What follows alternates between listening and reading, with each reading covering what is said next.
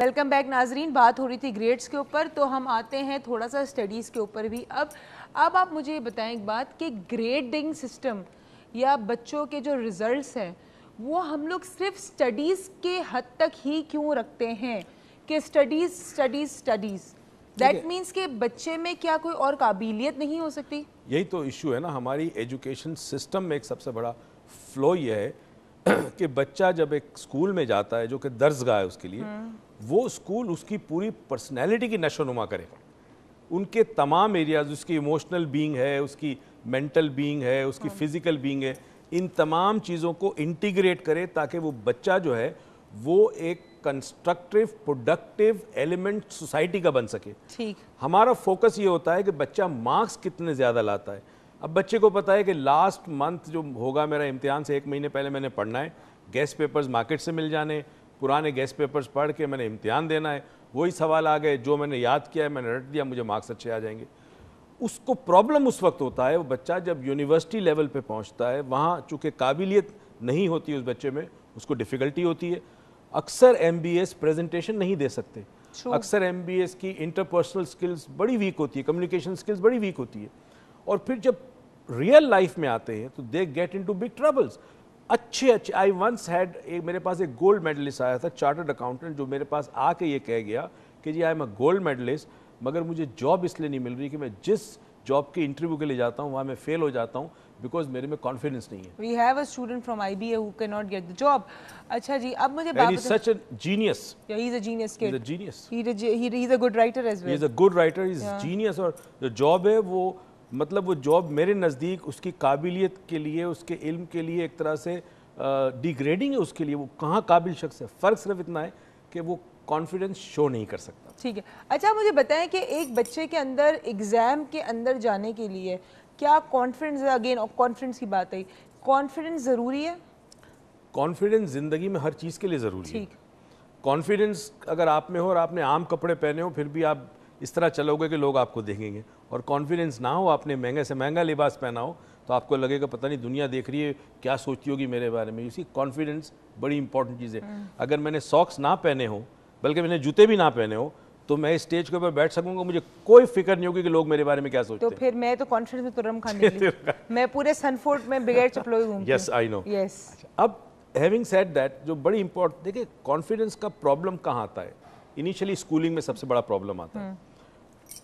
Teacher को जो bonding करनी चाहिए वो नहीं कर पाता। ठीक है, तो स्टूडेंट जो ज़्यादा शो करता है कॉन्फिडेंस, सर से बार बार सवाल पूछेगा, ये सर के आगे पीछे घूमेगा, या ब्लू आइड बॉय जो बन जाता है उसको सर ज़्यादा अटेंशन देता है। अच्छा, एग्जामिनर जब पेपर चेक करता है तो उसके साथ मसला है कि उसको पर कॉपी पैसे मिलते हैं। उसकी कोशिश होती है कि जितनी कॉपीज में 1 घंटे में चेक कर सको उतने पैसे ज़्यादा मिलते हैं। उसको छोड़ना, एग्जाम के तो हम बाद में आएंगे। मुझे एक बात है, कहते हैं बैक बेंचर्स जो होते हैं they are always smart. Yes, because वो मेमोराइज नहीं करते। Smart people do not necessarily memorise, they understand. और हमेशा देखोगे कि जो बैक बेंचर्स होते हैं they turn out to be entrepreneurs, बड़े बड़े बिजनेसेस चलाते हैं। Yes, I used to sit on the corner, मैं teacher Ali Murtaza, they are entrepreneurs. उनको पढ़ाई में कभी उस तरह उन्होंने पढ़ाई नहीं की, although they were great graders, बहुत अच्छे मार्क्स लाते थे 10 A's इन 11 A's, बट जो स्टडी आम तौर पर बच्चे करते हैं उन्होंने वैसे कभी स्टडी नहीं की, तुमने भी कभी नहीं की, but see how you talk and speak because you understand. Okay, I understand. जी बच्चे, आप कुछ कहना चाह रहे थे? आई जस्ट वॉन्ट टू से कि हमारा एजुकेशनल सिस्टम दिन बर दिन गिरता जा रहा है। As we are having the example of our just previous board exam in which invigilator has taken just 20 rupees and allow student to do cheating. क्या ये हमारे मुस्तकबिल? Yes, just 20 rupees. Okay, and they allowed the student to cheat. अच्छा, वैसे cheat का एक और cheating का रेट इतना गिर गया। यस, तो मैं यही कहना चाह रहा हूँ कि ये हमारे मुस्तकबिल के मेहमान हैं। सोचें जी जी, ये हमारे मुस्तकबिल के मेहमान हैं। अगर ये हैं तो आप खुद ही सोच लीजिए कि हमारा फ्यूचर कैसा होगा। ट्रू। आप लोग कुछ कहना चाहेंगे?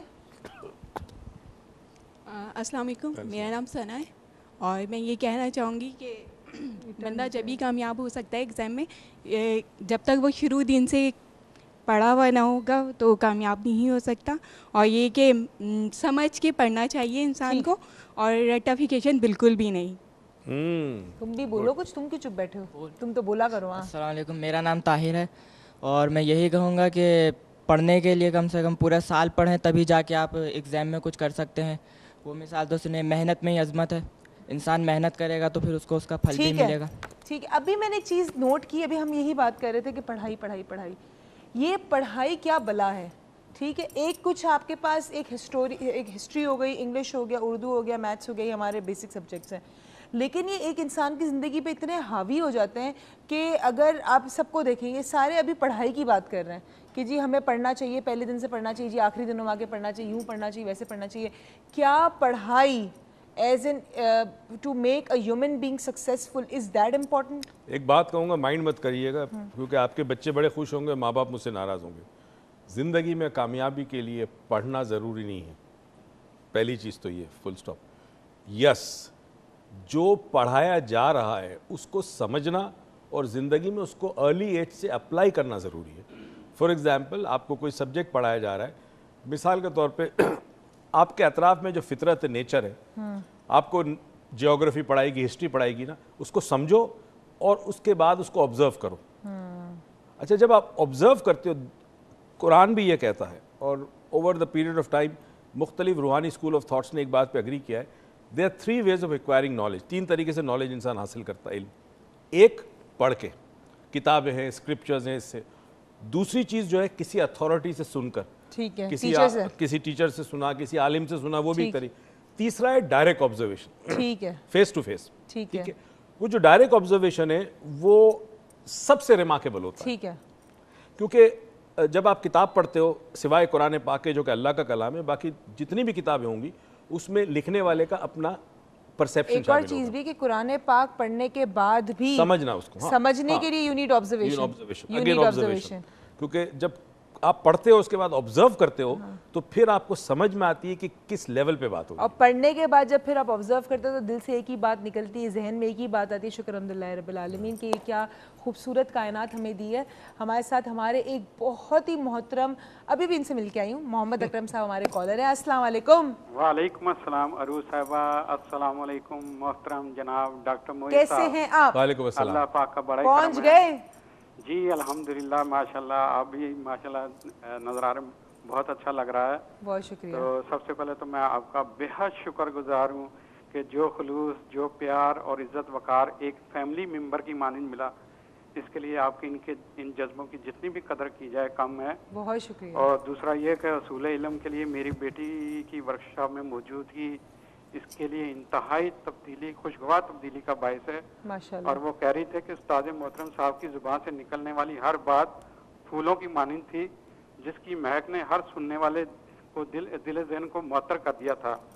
और यकीन जानिए रूह साहिबा, जब वो वर्कशॉप में शामिल हो रही थी तो इंतहाई परेशान थी, और जब बाहर आई तो अपने आप को इंतहाई मसरूर और खुशकिस्मत समझ रही थी। माशाल्लाह। और अब आइंदा के लिए बेताब है कि कब वो दिन आएगा, मैं दोबारा मुलाकात करने जाऊंगी इंशाल्लाह। तो मैं एक सवाल करता हूँ, उसके बाद मैं फिर आप सवाल से पहले भी आपने नेक्स्ट कॉल्स भी करती रहनी है वाउचर के लिए, क्योंकि आपकी वाइफ ने रेकी भी करना है अब इंशाल्लाह। मैं हाजिर हो जाऊंगा। उनको मेरा सलाम कहिएगा। जी बताइए आपका सवाल।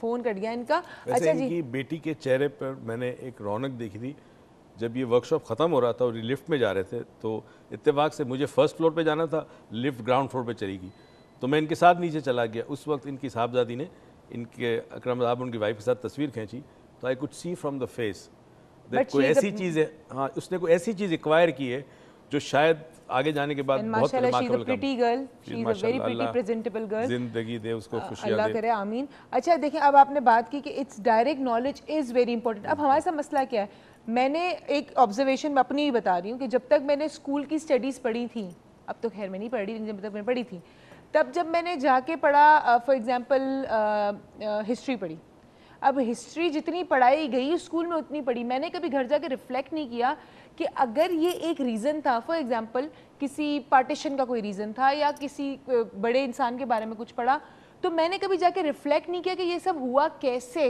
वजह क्या थी, थॉट क्या था इसके पीछे।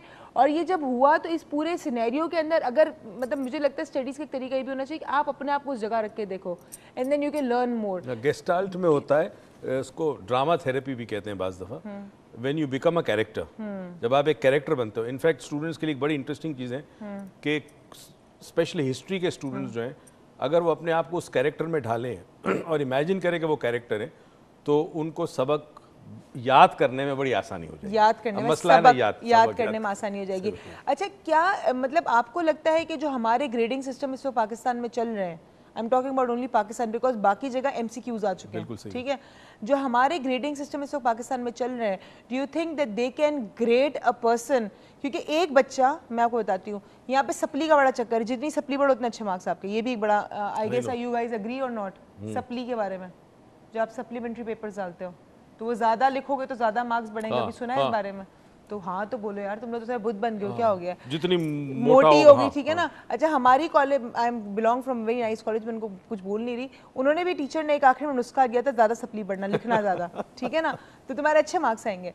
अब मुझे बताएं कि क्या एक बच्चा है जिसको समझ आ गया but he doesn't have the ability to write that much, but he understands the concept, the core concept of it, तो उसके लिए क्या वो डिजर्व करता है कि उसको फेल कर दो, कम लिखा है उसने? अब देखें ना, ये तो सिस्टम का कसूर है, मगर मुझे ये ज़रूर हम बताएंगे कि बाज़ बच्चे लिख नहीं सकते। मिसाल के तौर पर मुझसे आप 8 घंटे खड़े खड़े, मैं standing I can talk for 8 hours non stop, ठीक है, मगर आप मुझसे कहो कि लिखो तो मैं लिख नहीं सकता। ठीक है, और अगर इन्होंने कभी एग्जाम में जाके लिखा तो एग्जामिनर ने फिर इनके पास आना होगा, भाई बता दो तुमने लिखा क्या, तो मैं बताऊंगा, फिर मैं तुम्हें मार्क्स दूंगा। हम जा रहे हैं छोटी सी ब्रेक पे, आप कहीं मत जाइएगा, डॉक्टर मोइज लाउंज, क्योंकि हम बात करने वाले ग्रेड्स पे, सो कीप वाचिंग।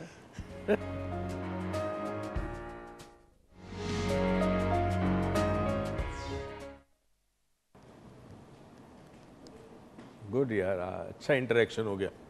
आप